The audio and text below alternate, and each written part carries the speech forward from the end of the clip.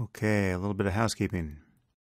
Another event has just hit my calendar. This one's in Chicago at the Chicago Theater on February 10th. I've never been there. Looks like a great old theater. And apart from a tiny event I once did for Jerry Coyne at the university, I've never spoken in Chicago before. Tickets are currently available only to supporters of the podcast. You should have received an email over the weekend, and they will go on sale to the general public in about a week. I should say that these events appear to be selling out fairly far in advance. I don't actually know what's normal here, but it surprises me, for instance, that my event in New York in January with Lawrence Krauss, which is still 5 months away, is 90% sold out. Now, it's a very big room. It's 2,200 seats, and the last I heard, there were 200 seats left. And the best seats sold out in 8 hours. So those, by definition, went to supporters of the podcast. Now, with some of these venues, you probably have more time. I notice the people who are arranging this tour booked a crazily large auditorium in Phoenix, 5,000 seats. I will be frankly amazed if we sell that out. But in most of these other cities, I think the events will likely sell out.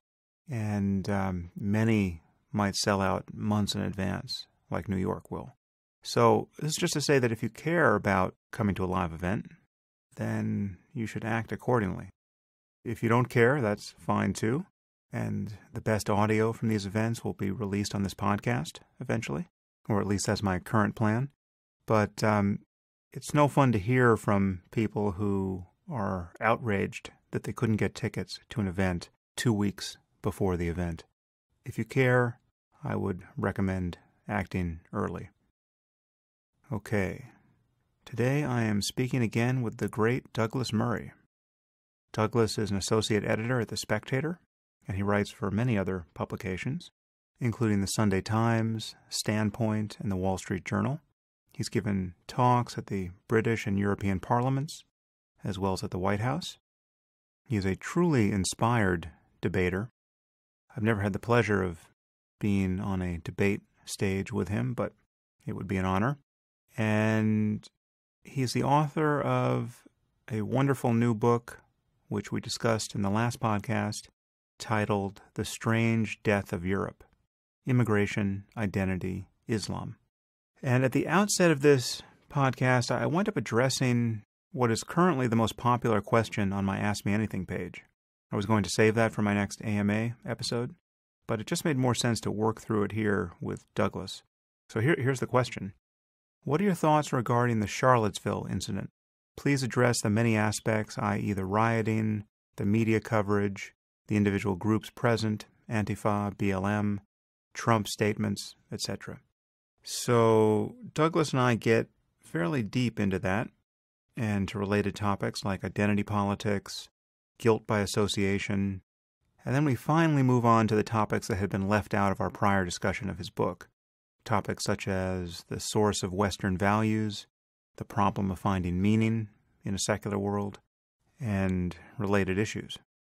Douglas is really one of my favorite people to speak with, and he's doing very courageous work on the topic of Islam and Islamism in particular. Like many people doing that work, he is often unfairly maligned, but he really is one of the most thoughtful people you could ever hope to meet. So it is indeed a great pleasure to once again bring you Douglas Murray.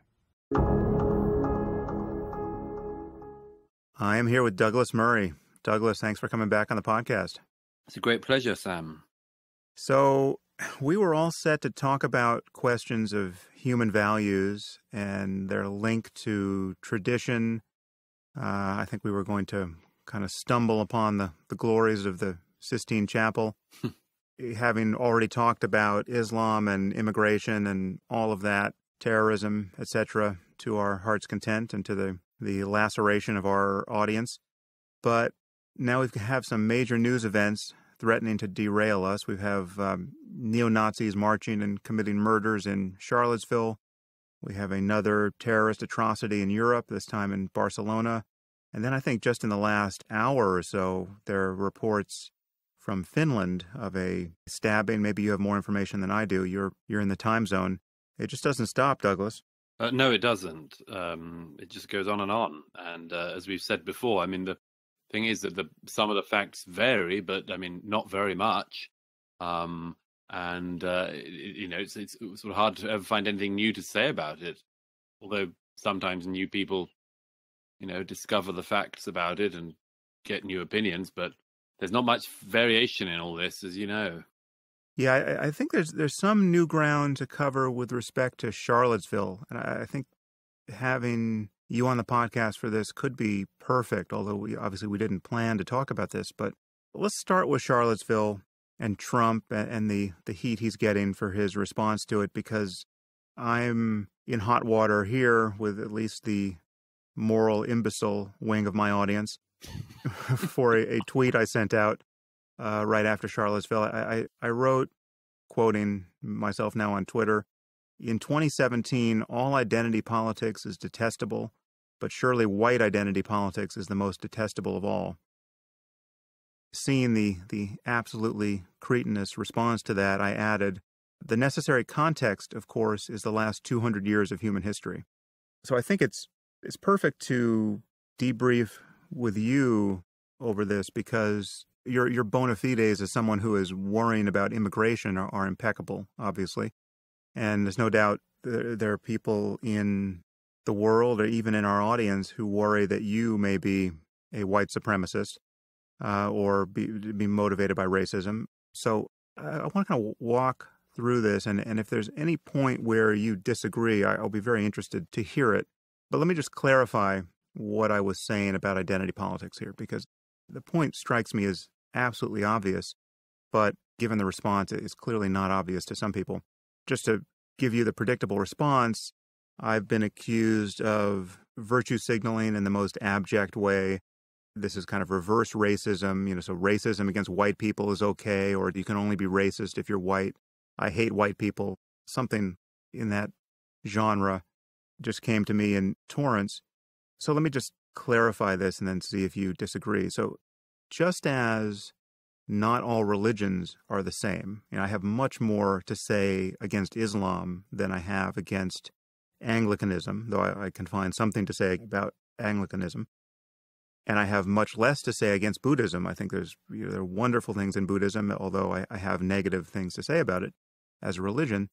There are differences here. And so too with identity politics. Not all identity politics are the same, and they're certainly not the same with respect to the context in which they're being practiced in history. I mean, if you were practicing German identity politics in London in 1950, well, then you deserve to have the shit kicked out of you, right? I mean, this is just, and the same could be true for, Japanese identity politics in Nanking.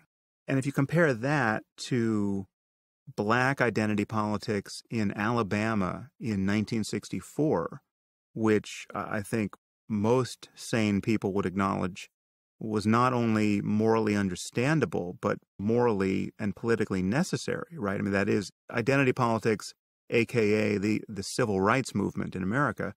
Now, my tweet was actually fairly carefully written. I mean, it starts with, in 2017, all identity politics is detestable. And of course, I'm thinking about the West, and I'm thinking primarily about America. I was commenting on Charlottesville, and I believe this. I think Black Lives Matter is a dangerous and divisive and retrograde movement, and it is a dishonest movement. I mean, it's not to say that everyone associated with it is dishonest, but I find very little to recommend in what I've seen from Black Lives Matter. I think it is the wrong move for African Americans to be organizing around the variable of race now. It's obviously the wrong move. It's obviously destructive to civil society.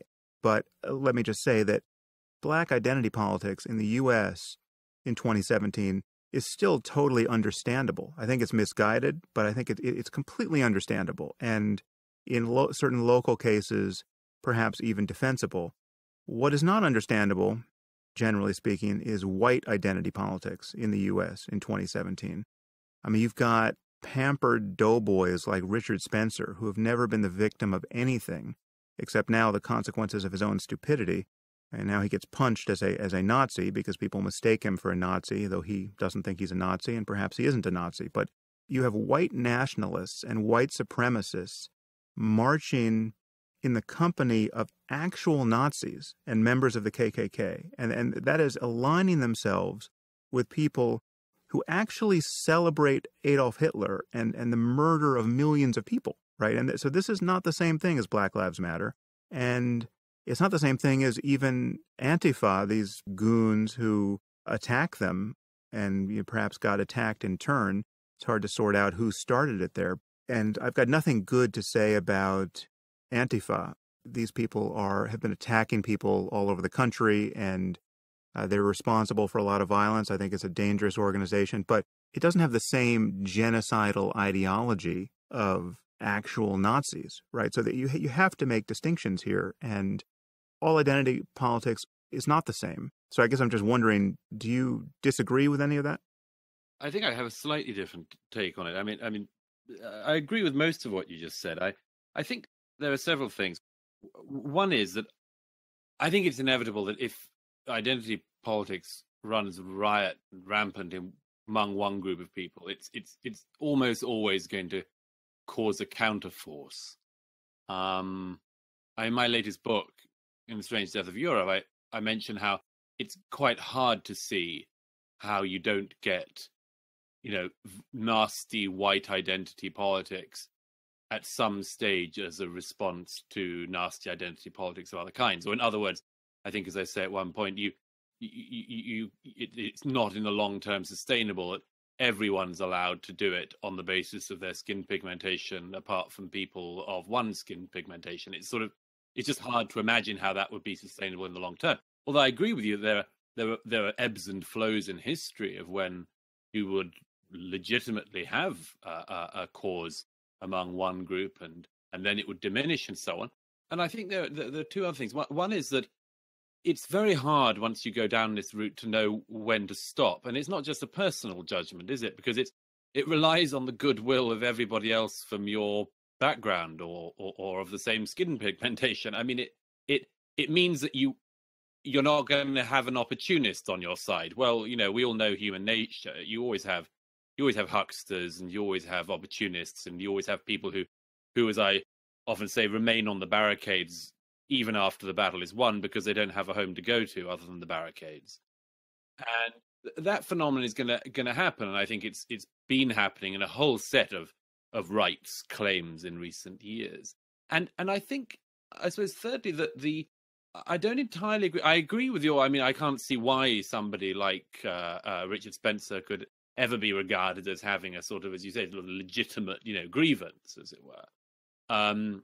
Not that there's any legitimate grievance that could permit somebody going down into those fetid byways anyway. But I disagree that it's not possible that, as it were, a white person somewhere in the States or some people might be feeling some aggravation. And I don't, again, I mean, I'm talking this much like you in the issue of context to do with particular groups at this moment in time. And let me, throw out the obvious one.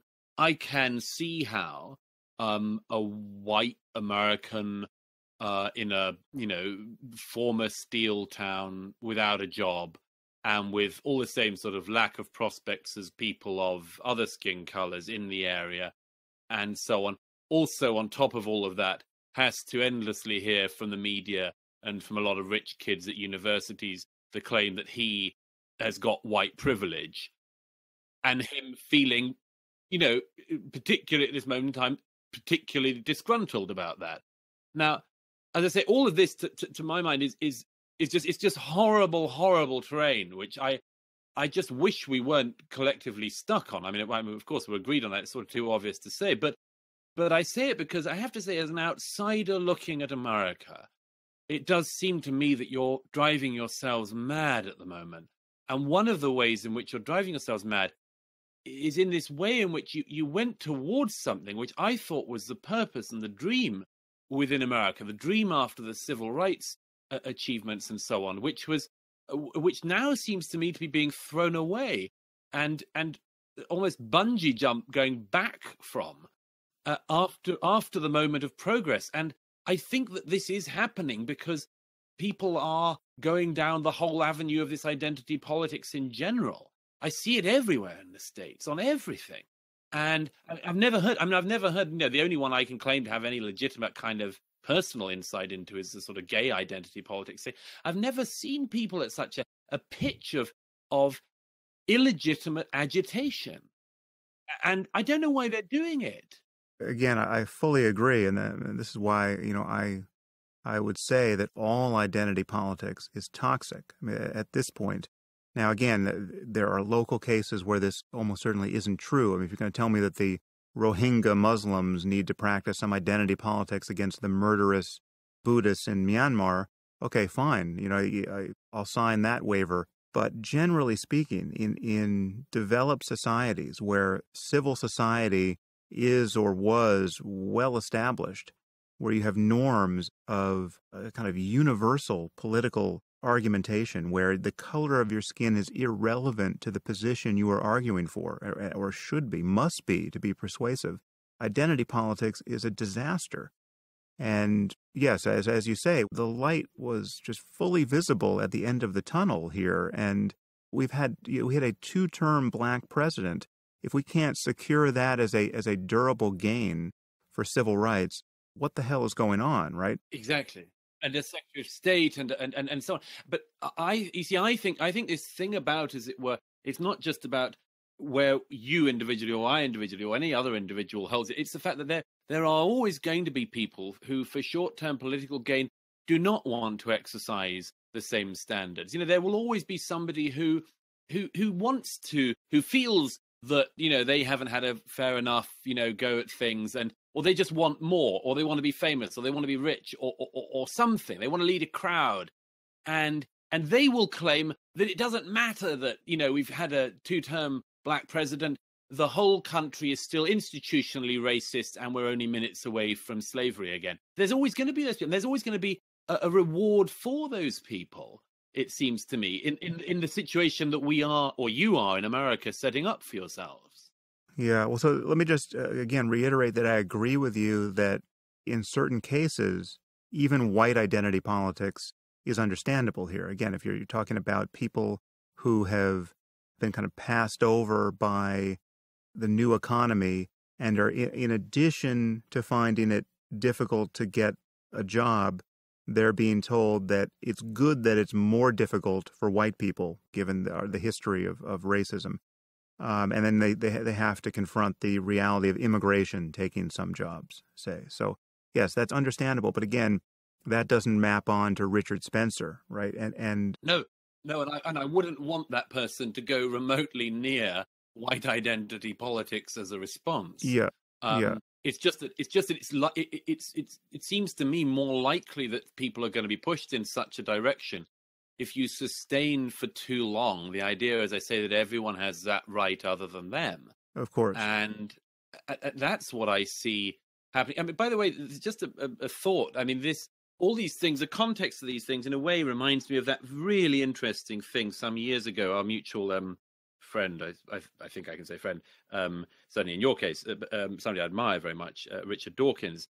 It was some years ago. Do you remember in an interview talking about children? He didn't want people to be called Christian children. They're just the children of Christian parents and so on. Your listeners will probably be very familiar with this point. There was this really interesting point when Richard, in one interview, said, there's no such thing as a Christian child. There's no such thing as a Muslim child. And then he stopped himself. He stopped himself because he was about to say something he knew he didn't want to say, and he acknowledged it. He said, I don't want to say there's no such thing as a Jewish child.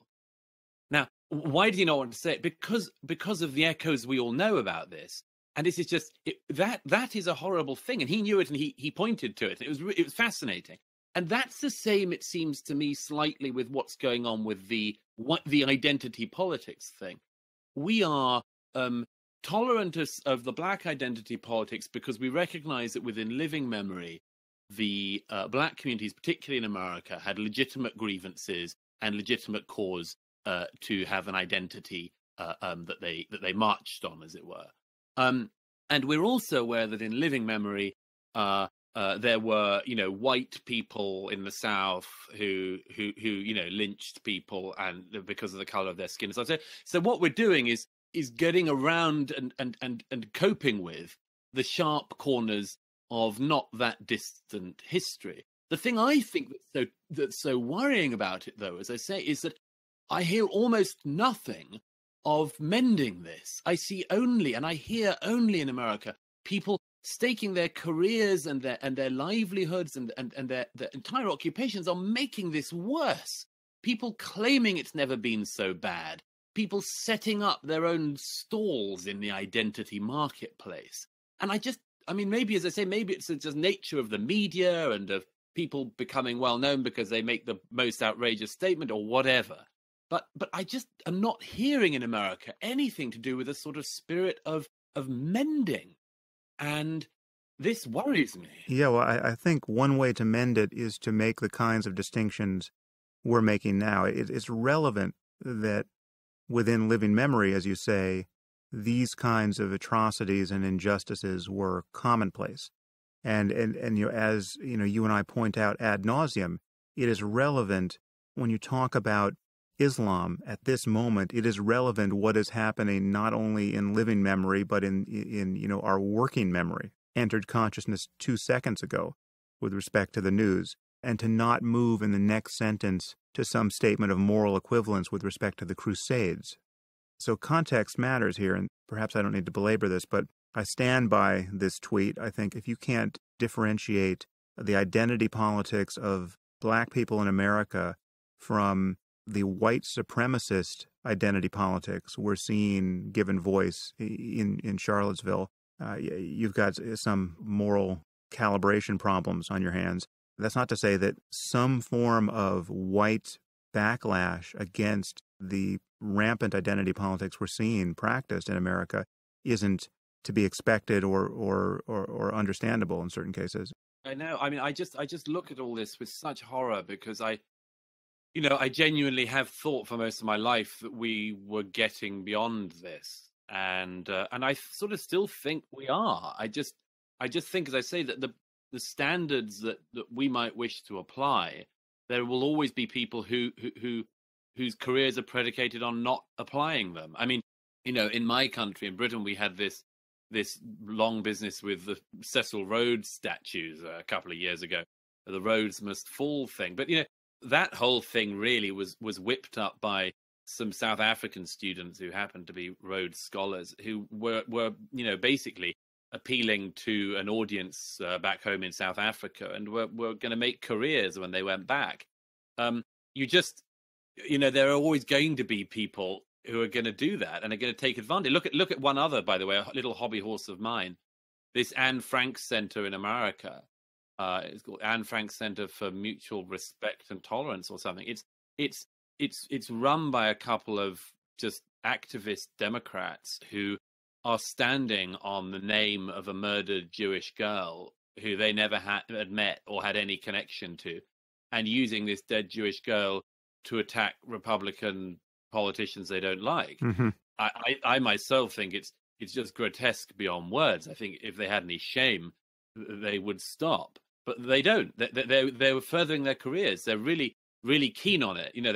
They ran some kind of gay rights group, and then they obviously realized there was sort of, wasn't such running and so much fuel in that, maybe. And then they just decided to, as I say, grab a dead Jewish girl and run with using her name. And I just think this is from every community and every background and every skin color and everything. You're always going to have these people who just don't want to exercise the standards because they need not to. And there's also just an impressive degree of confusion here. People just can't follow the plot. So you have something like the Southern Poverty Law Center, which in the face of a Nazi rally in Charlottesville seems like an absolutely necessary institution. This is what the Southern Poverty Law Center is for, to combat this kind of white extremism in the country. But in this same period, they have listed our friend and colleague Maajid Nawaz as a anti-Muslim extremist.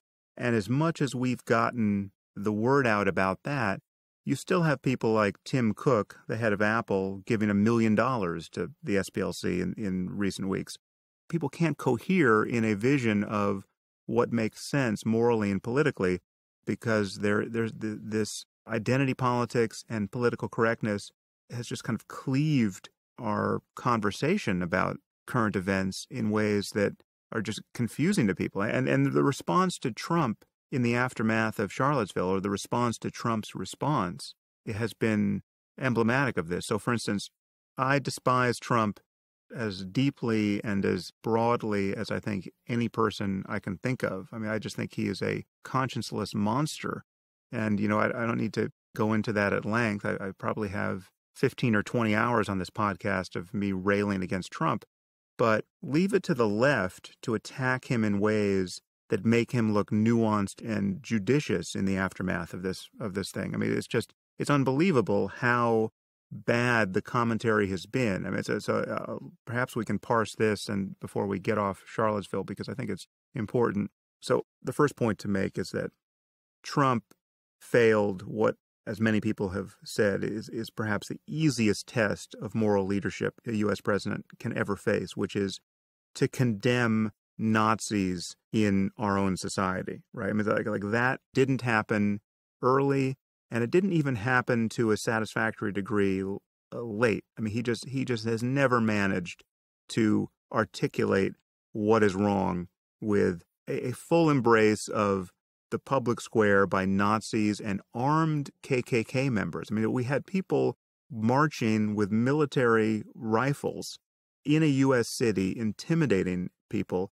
And in the context of this march, someone gets murdered in what I'm sure will prove to be an actual act of terrorism, which is to say that the person who did it wasn't mentally ill, but was actually ideologically motivated by his beliefs, his white supremacist beliefs. I don't think we know that yet. Perhaps that's been discussed in the news and I'm unaware of it, but it's absolutely the easiest possible thing for a sane and ethical U.S. president to get up and condemn this in the strongest possible terms, and he didn't do that. So that's what people are appropriately reacting to.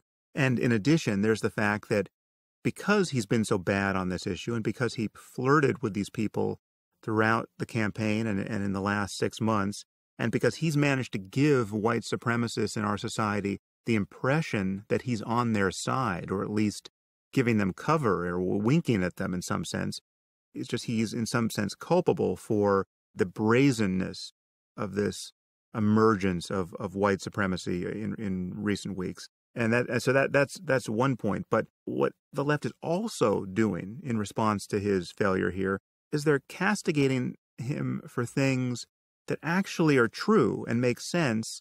And there's no distinction here. They're castigating him to the same degree for points like that Antifa were also violent, right? And they're also a dangerous organization. It's also despicable to have them attacking, in many cases, perhaps across the board, but at least in some cases, were actually peaceful marchers who just happened to be Nazis, right? But if you're a Nazi who's marching peacefully and get attacked by Antifa goons, well, then your violence is actually in self-defense in that case, right? It is a morally ambiguous situation when you have these two groups in the public square. And yet he's getting savaged for making that point as much as any other point he did or didn't make. The other thing about Trump is that he, as he always does, his narcissism and self-regard bled through even in the moment of commenting on this political emergency.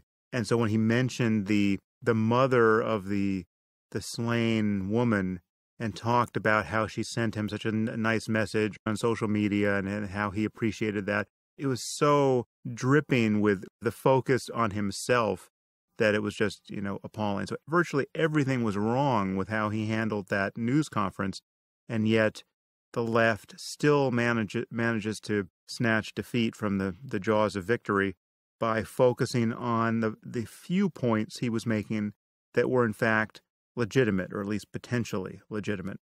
Unless we can learn to talk about these things in an honest way, what's happened now is the response to Trump's failure has been so uncritical with respect to these issues that the left has managed to say all of the things that make it seem like just a purely partisan overreaction to his failure. And so the Republican base or the Trump supporting base now discount everything that's being said about him in the aftermath of Charlottesville.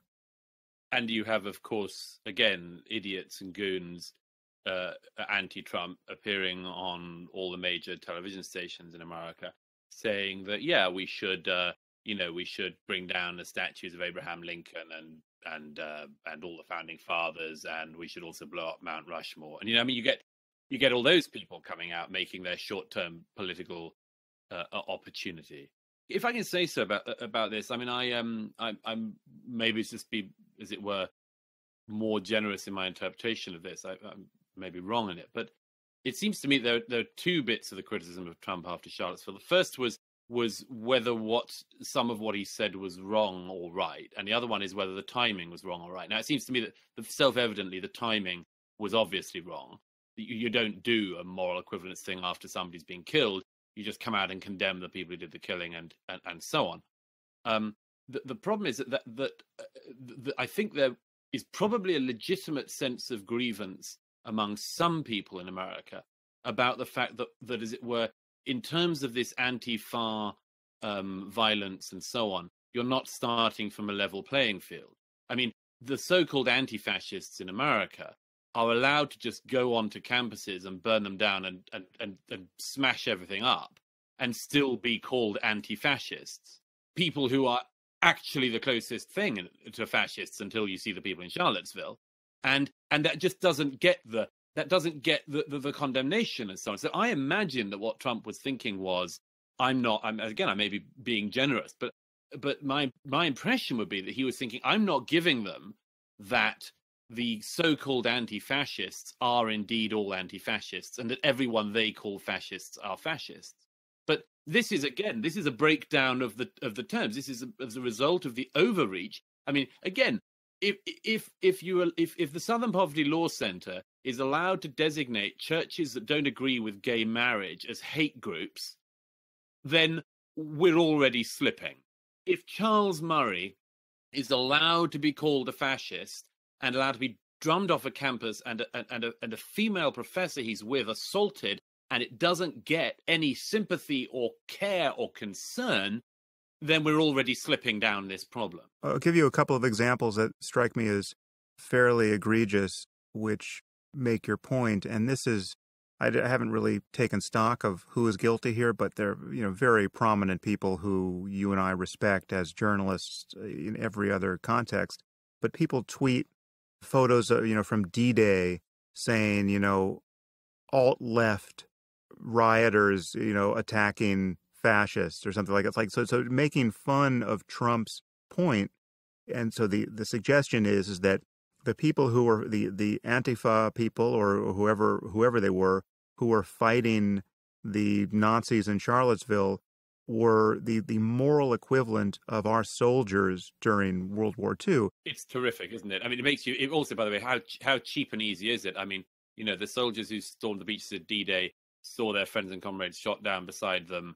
A lot of them saw things they'd never forget and went through unbelievable things. Every single person there that day had a courage that most people in our generation, thank God, will never have to even try to summon up or imagine. And here are these people who just have to tweet, and they make themselves feel like the moral equivalents of those people.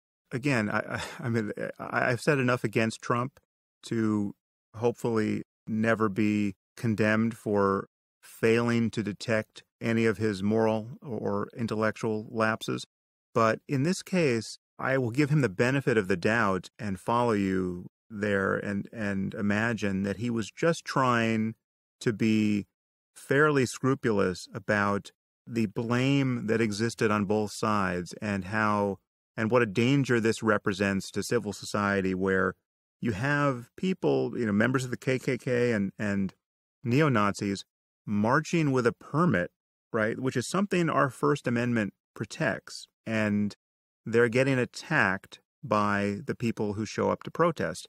Now, I'm sure that ran both ways. Perhaps there were neo-Nazis who were doing the attacking first. But still, you can't attack members of the KKK and Nazis just because you don't like them. I mean, that's it. Like if you are using force first, you are the criminal in our society. Now, you might want to rewrite those laws. You might decide that at a certain point, Nazis shouldn't be allowed to assemble. You might want to follow Germany and pass laws against Holocaust denial or the displaying the swastika. I don't think you do want to do that. I think our First Amendment is the right way to go here. But given the laws and the norms of civil society, you can defend much of what Trump was saying there. What you can't defend is the man and how he has practiced politics up until this point, and the dog whistles he has given to racists for now years. And so the context matters, and that's what's misleading people here. Can I make two points there? The first is this comes down to a consistency point.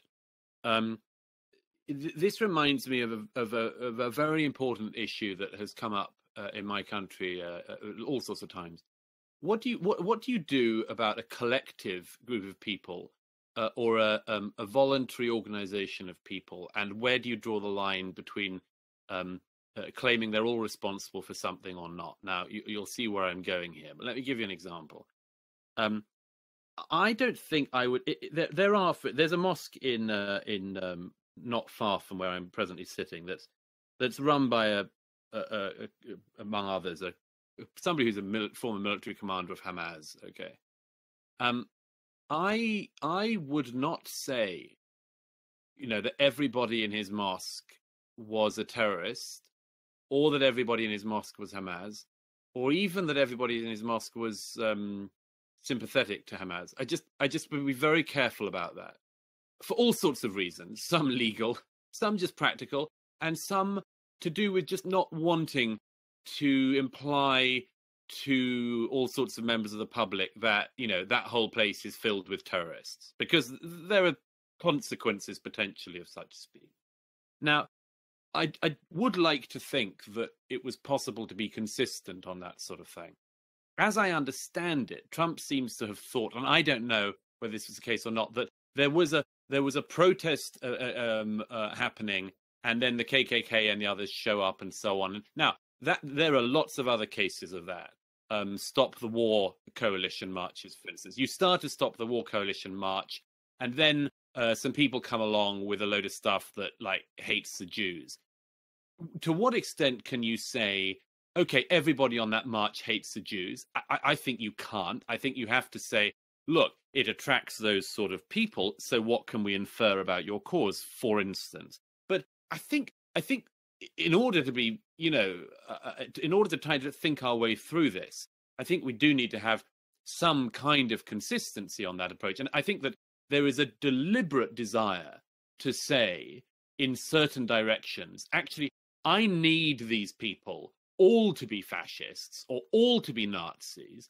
And I reckon, I can't foresee a situation where I was on a march and was marching along and a bunch of people with swastikas were beside me and I was okay with that. Okay, so, but I mean, it's the sort of scenario that we've seen, as I say, in similar situations. And one of the big problems in this, it comes back to my point about the so-called anti-fascists, is, as I've said many times, they desperately need fascists, and the bar for describing people as fascists is commensurately low as a result.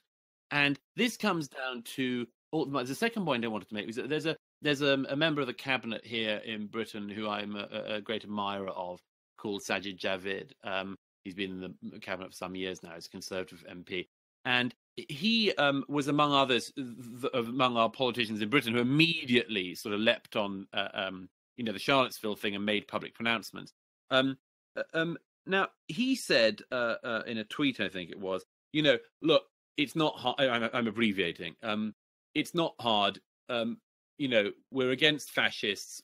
We support anti-fascists. I was taught that in school. And this sort of niggles at me, because I just don't think it's as easy as that. And I think a lot of this is, as I say, short-term political opportunism. And and a desire to look. I mean, as I say, who doesn't find it easy when the KKK come along to condemn them? I mean, well, it turns out some people do, but It turns out the president of the United States does. That should be a straightforward one. The one that concerns me are all the levels beneath that, including people who can just willfully be described as I don't know, fascist. I've just seen too much of the kind of finger pointing and fascist claiming, and I know, and as I say, and I know that, I mean, just vast numbers, it seems to me, of the self-described anti-fascists are just very obviously fascistic.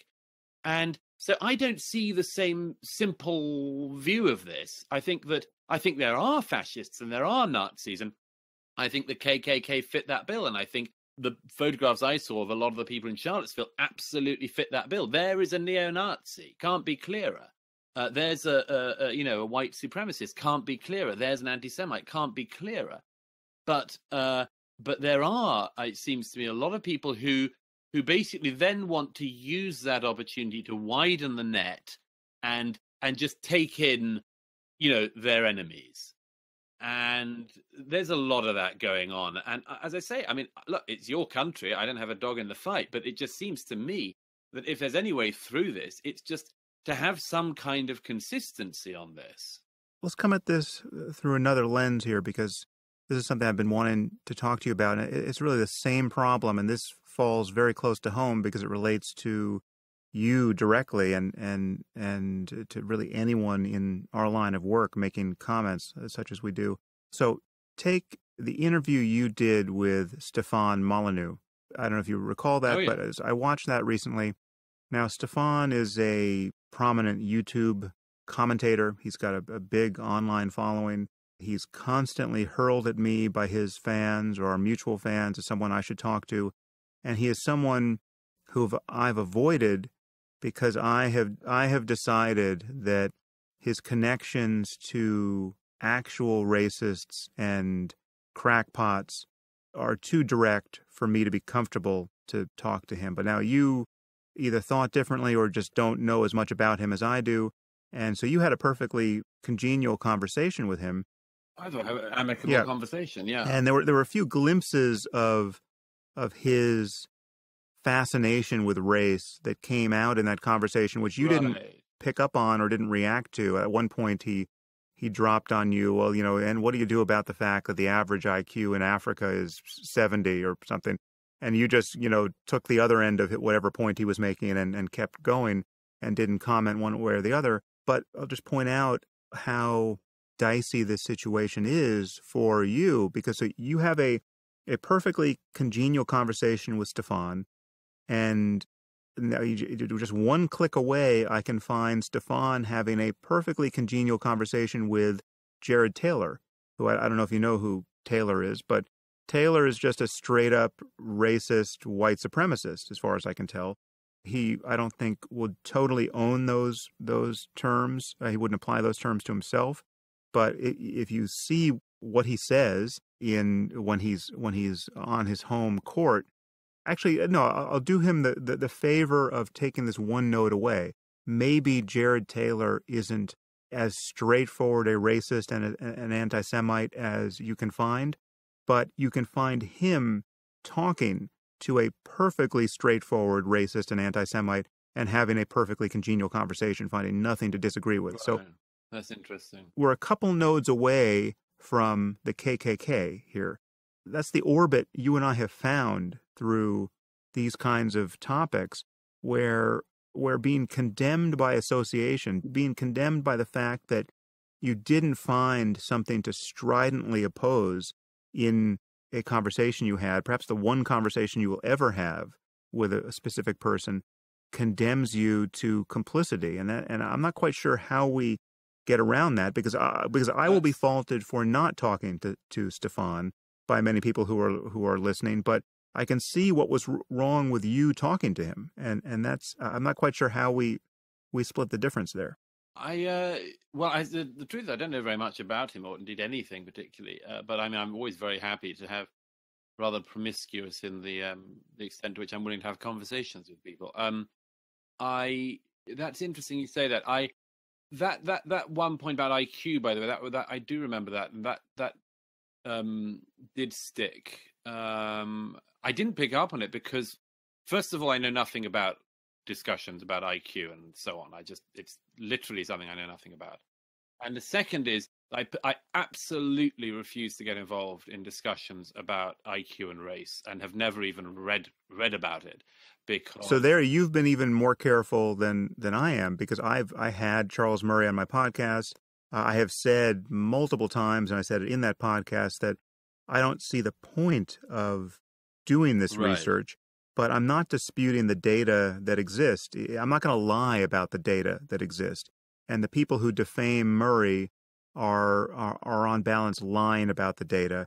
The problem with Stefan is that there's this glint of fascination in his eye around this topic. This is a kind of moral pornography in his world that, when he's talking to people like Jared Taylor, comes out as a full-blown fetish of race difference.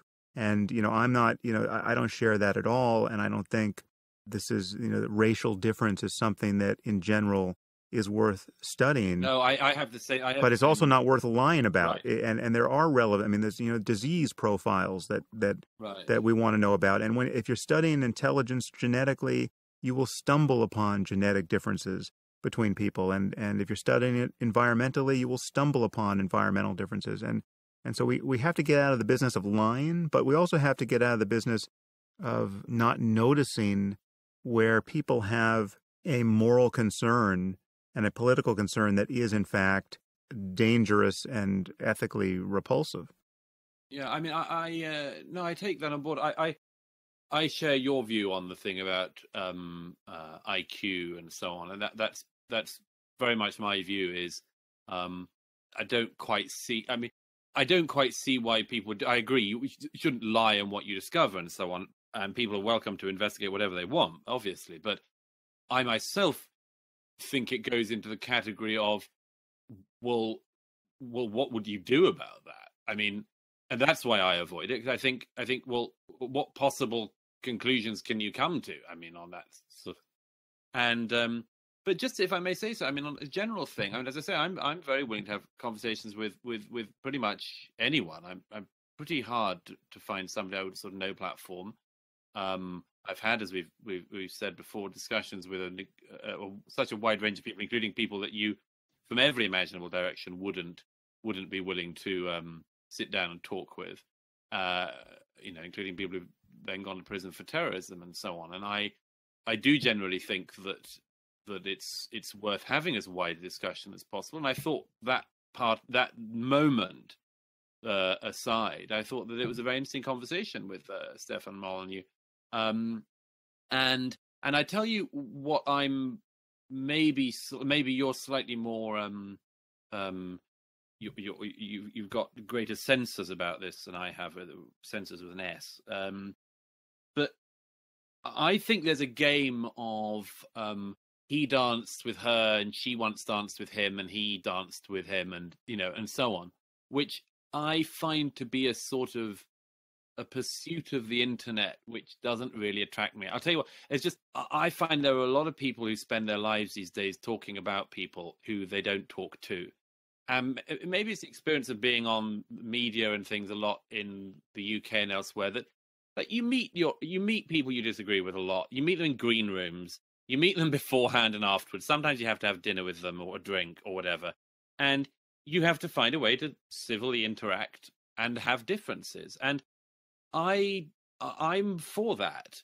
And I notice that a lot of people who don't do it urge other people not to do it, as if by some grand process of hygiene arrangements, we could all agree to only speak to certain people on a list. And I don't know, that's just generally not particularly my view. There are obviously people I look forward to speaking to, and others who I very much don't. But I'm not sure that sort of degrees of separation thing is. It's not so much a matter of whether you speak to them. It's a matter of what you say when you do. So, and again, I think, I don't know if we've spoken about this, but I've certainly mentioned this on the podcast. I think there's a kind of uncanny valley of moral distance. Are you familiar with this phrase, uncanny valley? No, I love it. Okay, well, it's a great phrase which I use all the time, but I don't know if it's fully been exported from the tech world. So it's a tech phrase that refers to robot technology, and in particular robot faces, so that we have, in the beginning, when you make very primitive robot faces, they're very cartoony, they're cute, they're kind of these bubbly little, faces that there's nothing scary about them necessarily. But the more you make them like human faces, the closer and closer you get to a humanoid face, you get into what's called the uncanny valley, which is, it looks very human-like, but still not quite human-like, and therefore it's uncanny, it's creepy, there's something alienating about it. And it won't be until we get a perfect copy of a human face that makes the right facial expressions that we'll get out of the uncanny valley and be in the presence of something that we feel comfortable with. So there's a similar structure to the sort of moral opprobrium or moral distance issue with respect to talking to people. So, for instance, if I decided to do a podcast where I talk to Charles Manson or even somebody worse, give me the worst serial killer in the world, if I want to talk to him and do a podcast, I won't have to spend any time articulating my moral disapproval of his actions. I won't have to lecture him for the first 10 minutes saying, well, you realize just how awful it is to be a murderer, don't you? I could enter it purely as a journalist or as an anthropologist, just wanting to understand what it's like to talk to an evil person. Whereas if you bring someone much closer to me, but still someone who has done or said objectionable things, well, then now we're in the uncanny valley where the burden is on me to differentiate myself from this person. If I wanted to talk to the Unabomber, it would be interesting. But talking to someone like Jared Taylor will be viewed as irresponsible because he's just this racist who's using every opportunity to promulgate his racist ideas. And if you have a happy conversation with him, as someone like Stefan manages to do, well, then it says something about your lack of discrimination. And that's how this becomes a kind of transitive property of moral weirdness, because you talk to someone who could talk to someone who could happily have tea with Hitler. It rubs off on you by transition. Sure, but I mean, that can go that goes in absolutely every direction, and I think, I mean, let me put it another way. There are lots of people I think you identify as being on the political left. You're kind of unusual in that most people on the political left these days don't want to take on the issues that concern me very much, and they not only don't want to take them on, they actively want to not talk about them. And so, I mean, I would love it if I don't know what prominent leftists, particularly in America, that your listeners would know I would be able to single out, but I'd be very happy for various podcast people and interviewers and so on in the American left to have more prolific and promiscuous conversations with me, and would reciprocate at a drop of a hat. I wouldn't feel like I was then responsible for all their views about anti-fascists or their feelings about Venezuela or the government of Cuba or the Gulag. I guess if the conversation turned to the topic of Venezuela, you would be remiss not to point out your disagreement with this person about, how great Chavez was. Yeah, but I mean, unless it was the point of the interview, as it were, you might miss it. I accept that people have different views. I mean, I don't know. I have to say, we are in an era where it seems to me that people are narrowing and narrowing all the time the things that they are willing to hear or the people they're willing to talk to. And I have to say that just generally, I find the opposite. I find myself being more and more interested in just hearing as wide a range of opinion as possible and speaking to people. I genuinely do find that I have conversations, as it were, off record all the time with people who believe the most extraordinary things. And you meet them in your social life and you meet them in your work life and so on. And I find it fascinating to say, what do you think? And listen to them and accept that I'm not going to change their mind there and then. But, I might even gain something from it. I am genuinely in favor of as wide a discussion as possible on this, and recognize I live in an era where increasingly we are becoming like the people we used to dislike, and I think there's a mania in the air about this sort of thing these days. The same mania that leads people to behave, like people they would normally despise, and hit statues with their shoes and spit on bits of masonry, and behave in really strange ways. And I think this is all very, very unhealthy. I think it's all societally very unhealthy. So how far would you take it, though? I mean, if Anjem Choudary had a podcast before he was sent to prison, would you have gone on it and had a perfectly cordial conversation with him about areas where you just happen not to disagree? I actually, when Anjem Choudary was out, I interviewed him once fairly amicably. He shook hands with me, wouldn't shake hands with my female colleague, but it was very interesting. I wanted to know what he was doing, and it was very useful. We had many interactions where we were put forward to sort of, as it were, spark against each other, and did. But by the way, I mean, again, one has to be careful. He has gone to prison for recruiting people to join a terrorist group and go and kill people. And so far as I know, nobody nobody in like the person you just mentioned, Stefan Molyneux, or anything anywhere like that. And there again, one has to be very careful, because I know you just, you rightly seize an example that's kind of extreme, but that's that's it's a distinction that matters. Oh yeah, certainly.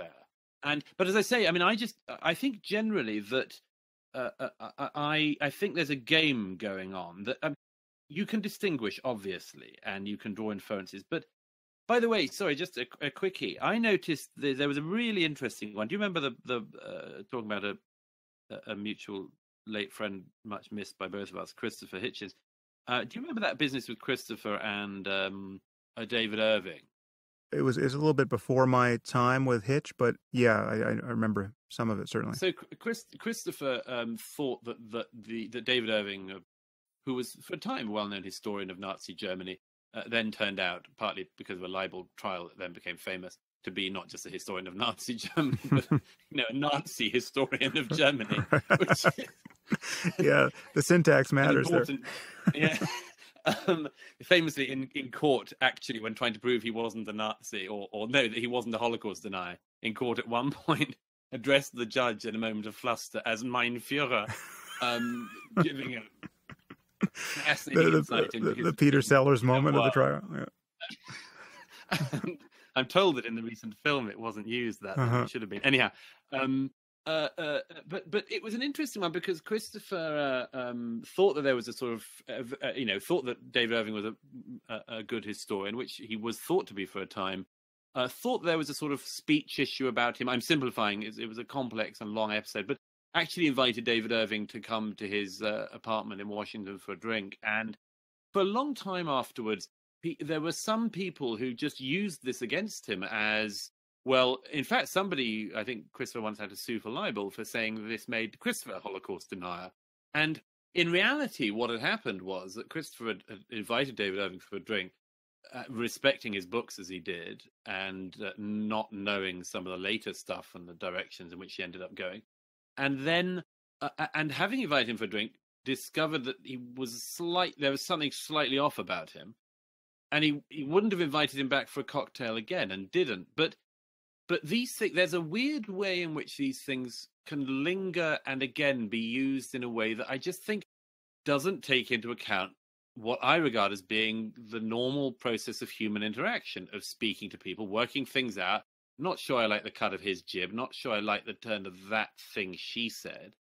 And this is how we go through our lives. This is how we make friends. This is how we form ourselves. And we don't form ourselves by not speaking to anyone who isn't 100% ideologically aligned with us, and like holding these weird lines, because that's that's just where you get into what I regard as being the direction everyone seems to meet, which is increasingly spending your life trench warfare with almost the whole world. So unless there's more to say about what's happened of late, I think you and I should talk now about the topics we didn't get to touch last time around. So to remind everyone, you've written this wonderful book, The Strange Death of Europe, dealing with the immigration problem and the assimilation problem. And you have concerns about the erosion of Western values, or at least the erosion of the will to defend Western values. And ironically, this is something that gives some sympathy to Trump, insofar as he can be said to be fighting for Western values, at least on this front. There's much that we didn't talk about there that we may view a little differently. So perhaps you can start us off and just articulate your concerns about what could be lost or has been lost in secular culture with respect to a willingness to defend what is, in fact, the moral and intellectual underpinnings of the West.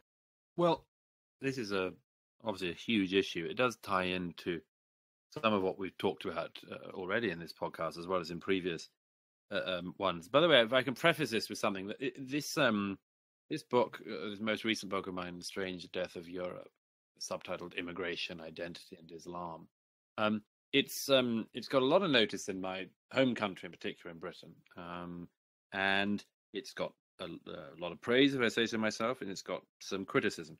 But the single disappointing thing has been that none of my critics have picked up on this issue, which you've now opened up, or taken me on it, or even sort of thought it's worth going into. And this is a genuine disappointment, and I hope it changes, because I think everything to do with immigration is, obviously, there's a wide-ranging debate. We have a long debate. We have, a deep and wide public debate on it. Actually, we have almost no public debate, or any meaningful public debate, about this, what I regard as being equally big, if not far bigger, problem and question, which is over ourselves, our beliefs, our values, and where we find meaning.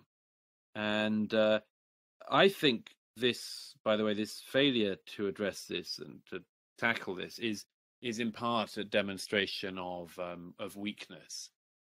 In fact, a weakness which I continuously diagnose.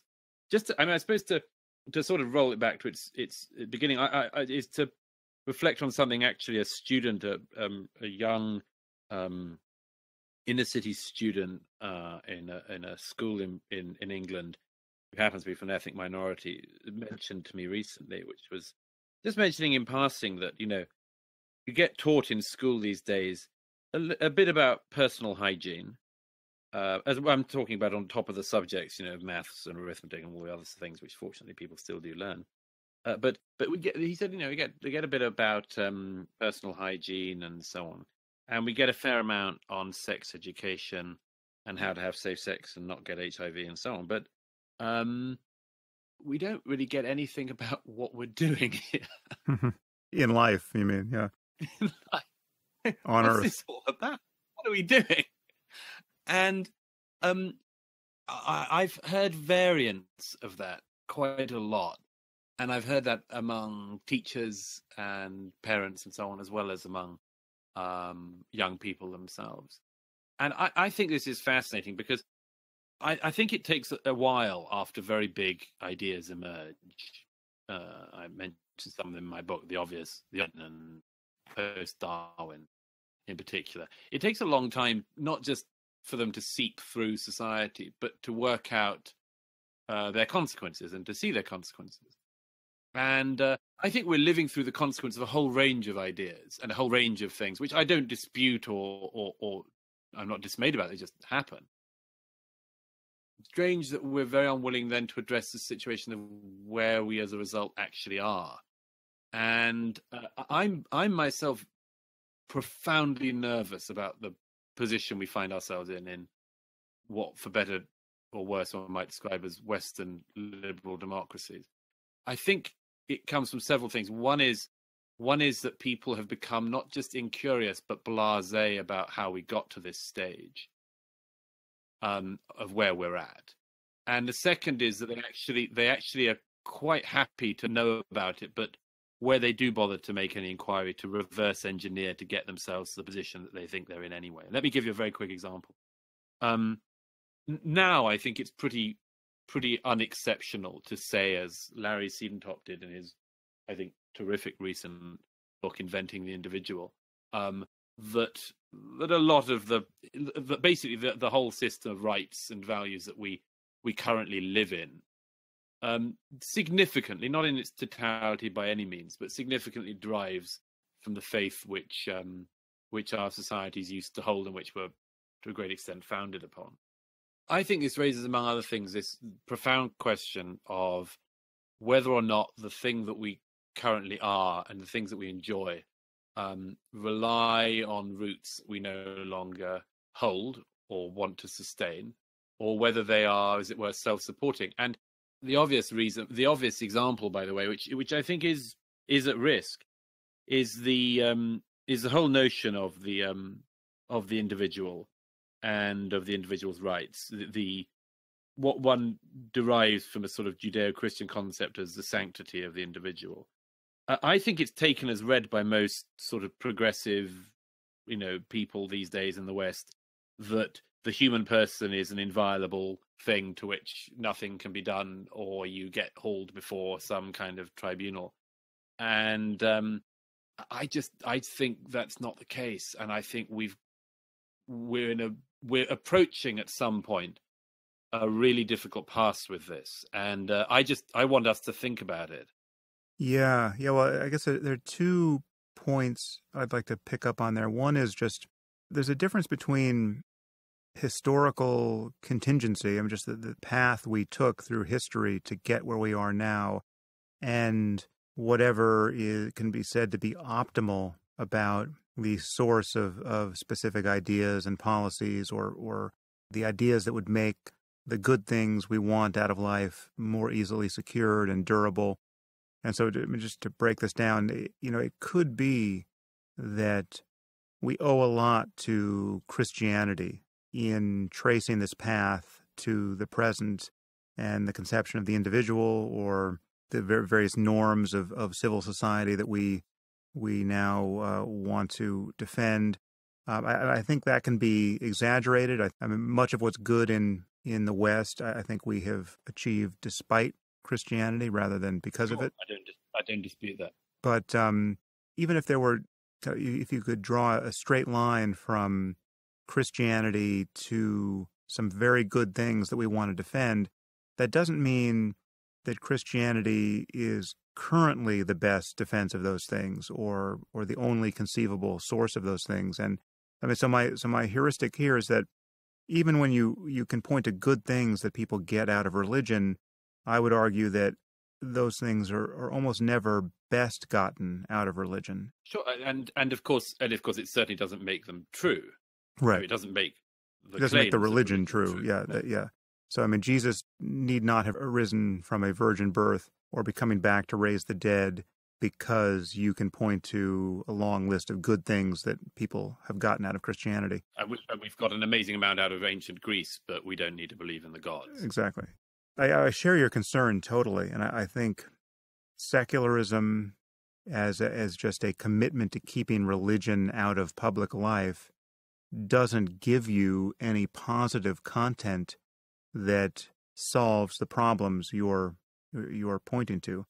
The problem of meaning, the problem of what to do with your life, the problem in the best case scenario, imagine a life of total abundance. And now we have machines that can do all of the work that human beings used to have to do to survive. In a few short years, let's say that's true, it just cancels the need for human drudgery, it cancels the need for meaningless work. And now we're free to be as creative and as intellectually engaged as we can manage to be. Well, in that circumstance, perhaps precisely in that circumstance, when we're no longer forced to labor for our survival and complain about it at the end of the day, but we have nothing but free time, I think most human beings would confront their full capacity for boredom and confusion about what to do with their lives. And you could have an absolute crisis of perceived meaninglessness in life. And so we do need to put something in place of religious dogmatism to organize human life around a sense of what is sacred, what is profound, what is beautiful, what is worth paying attention to when you don't have to pay attention to anything. When all of your time is discretionary, what is life good for? I think we have to individually and collectively solve that koan. And I would completely grant you that atheism on its own, or secularism on its own, or even humanism on its own doesn't give you that. Yeah, and there are 2 points, if I can say so, that come from this. One is, and actually they both relate to what we've talked about earlier in this discussion, because I think obviously this does and ought to connect to everything. But the first is just a very strong feeling I've developed, and which I explain in the book at some length, that almost none of this can be done by warring on the past. And I suppose, and again, this might come down to the sort of small c conservatism that I tend to instinctively hold, but the, I sort of feel resistance to the idea that we're going to be able to construct anything, as it were. I think it's much more likely that we'll not come up with an answer to this, but we will find our way through, and that we find our way through, I think, best by, at the very least, not warring on the past. And that comes back to the issue of history, including national history and political and religious history, that to understand a thing is not to approve of it, but to find a relationship with it. In Britain, we still have slight echoes sometimes of our civil war, which was 4 centuries ago. That the Roundhead Cavalier divide, in not just in politics but in ourselves, is a part of life, an increasingly small part, but it's there. And our religious past is a part of it. And I say at one point that I propose a sort of deal, as it were, that so long as the religions don't try to come in through the back door and impose their beliefs on people who don't believe, and grant that, the non-believers ought to acknowledge that that the churches, for instance, have thought about issues of meaning and have a voice in the debate. In other words, not to simply dismiss it all, but to find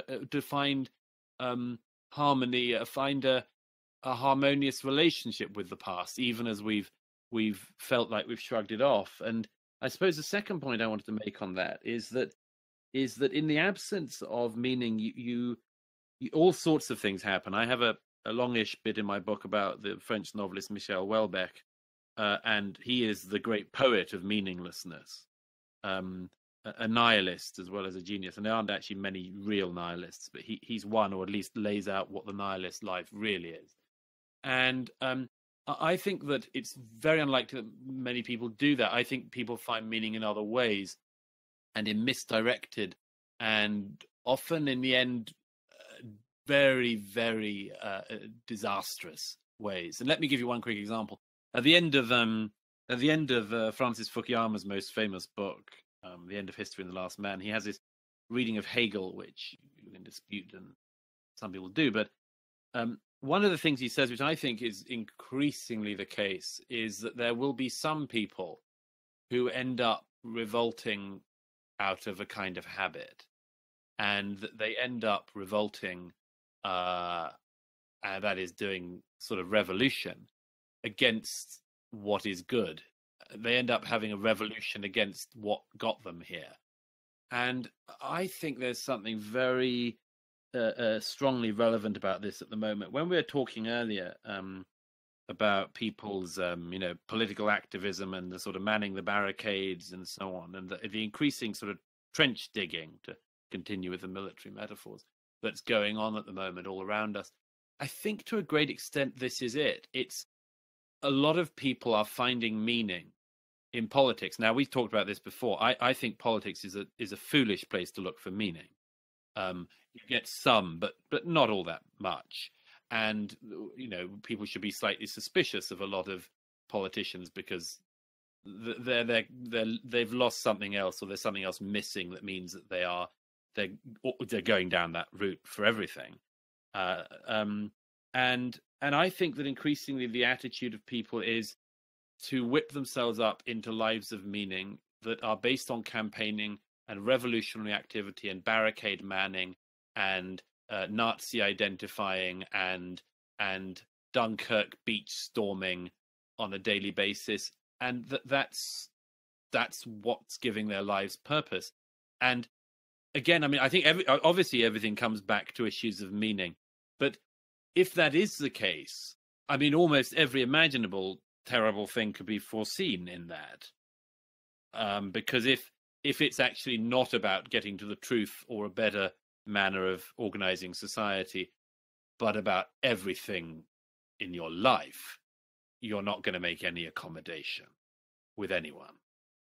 And I think these are all just little whispers of this thing that, as I say, the bigger question that concerns me at the moment.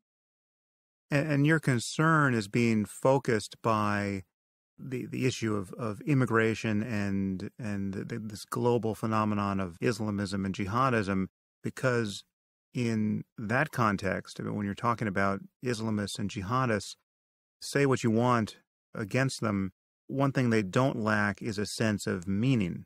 I mean, they are filled with purpose. And it's this asymmetry that strikes both of us and many other people as so dangerous. Yes, this is it. I mean, it's my particular concern about this is exactly that. It's obviously it doesn't mean that the meaning which Islamists and others hold is right or true or even admirable in any way. Of course not. But this conjunction is the sort of thing that causes huge epochal events. I think we would have been able to go on quite a while longer, I'd imagine, in certainly in Western Europe, in the aftermath and the backwash of Darwinism and biblical criticism and secularization and all sorts of other things, and not have come to the, I think, crisis point we've come to or are coming to, if it hadn't have been for this massive injection of the question which seems so certain in its answer. And it's I think the historians in centuries to come will if they're still writing books or whatever they're doing at that point, will look back at this as a end of the Roman Empire like moment of worlds meeting that just have to find some kind of it's gonna cause a change. So you must have a very different picture of the fate of Europe and America, or the likely fates at this moment. How different is that, and what do you actually think we will see in our lifetime in Europe? I never want to bet specifics, because I know the amazing thing, as you know, studying history, any history, is the extent to which everything relies on just the most crazy whims of fate and individuals. And I mean, kill the wrong archduke, yeah, exactly. And it's all, every time you ever think that you see something happening clearly in a pattern, then you always get just blindsided and knocked over. So I don't dare make specific predictions. I've tried to put my finger on what I think is a whole set of things that I think are not only going wrong, but are not being thought about.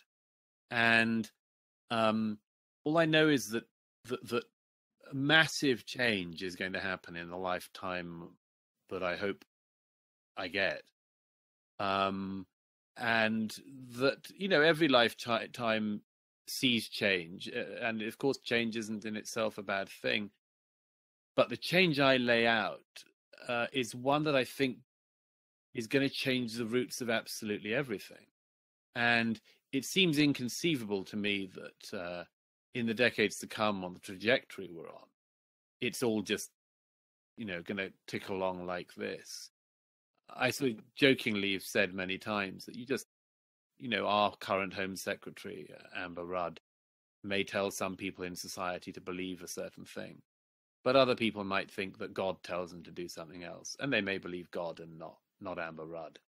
And we're really bad these days at understanding the profound depth and drive that people get and the meaning they get, and the fact that has impacts on the world around them, and it's going to have to.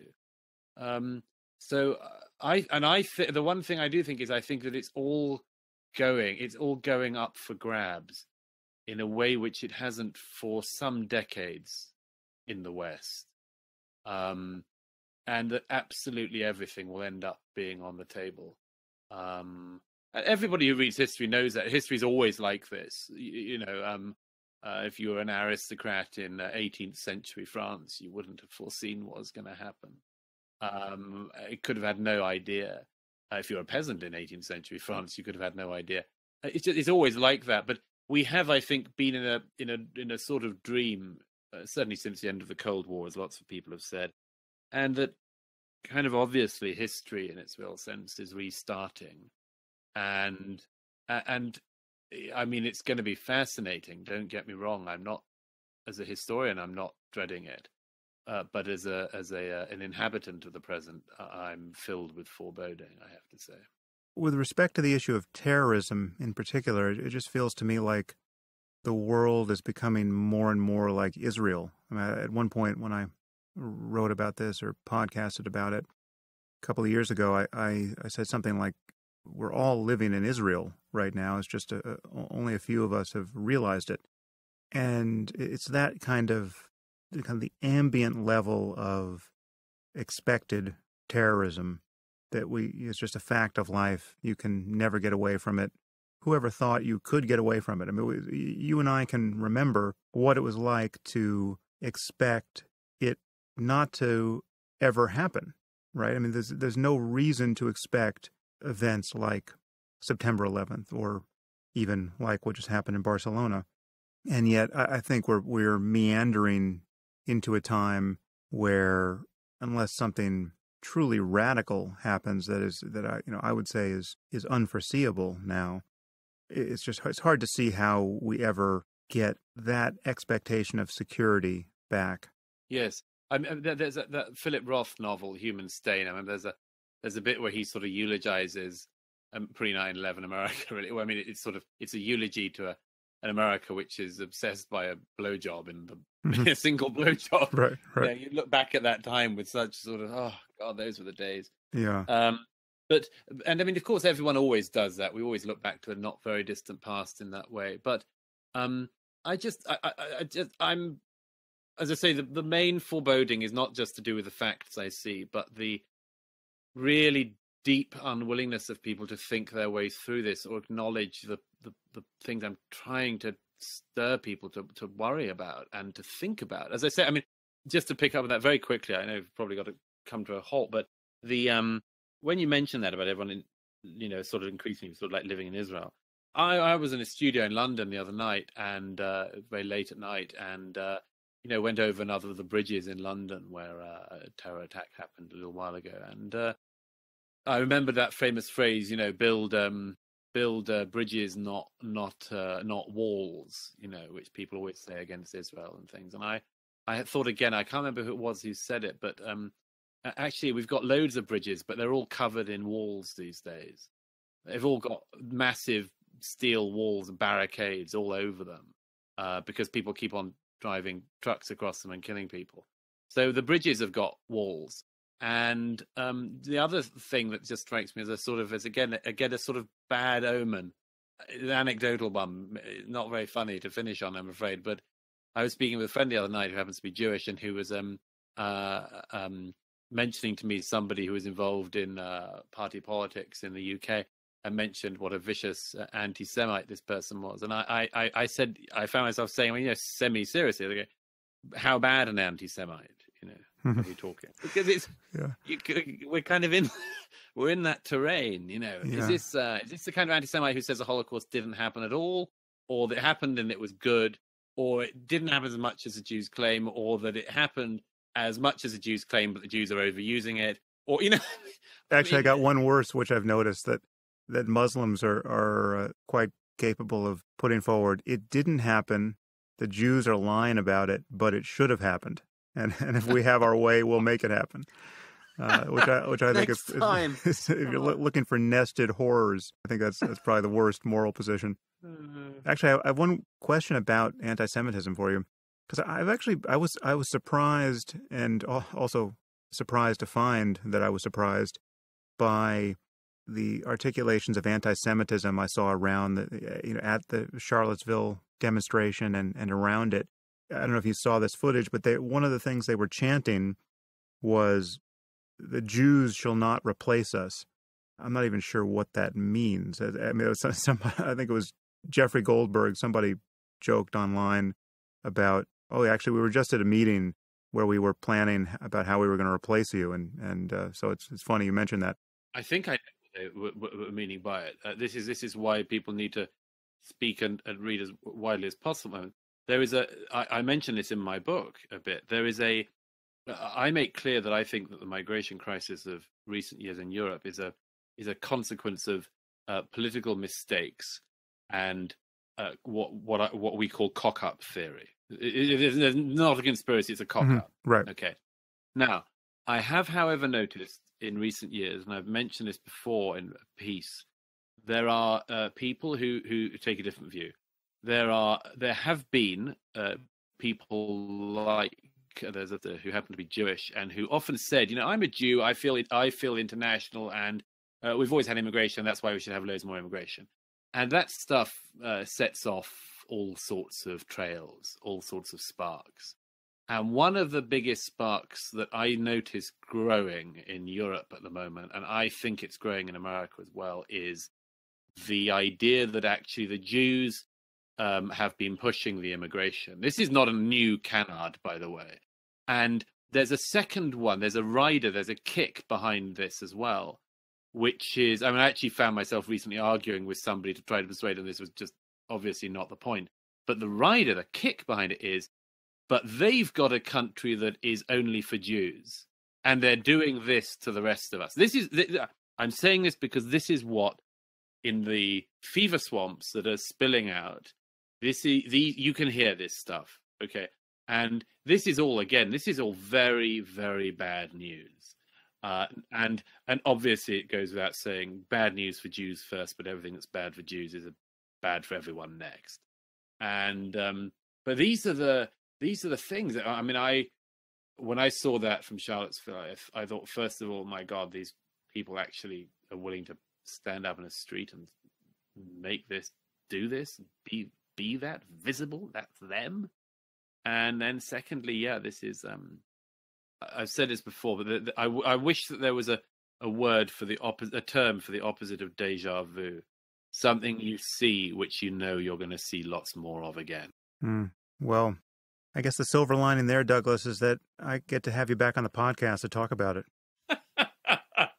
I hate to finish on a downer, but that thank you rescued me from my gloom. Yeah, it is always a pleasure. Well, likewise, Sam, it really is. And I'm glad we covered so much terrain, although I'm sure that both of us will get endless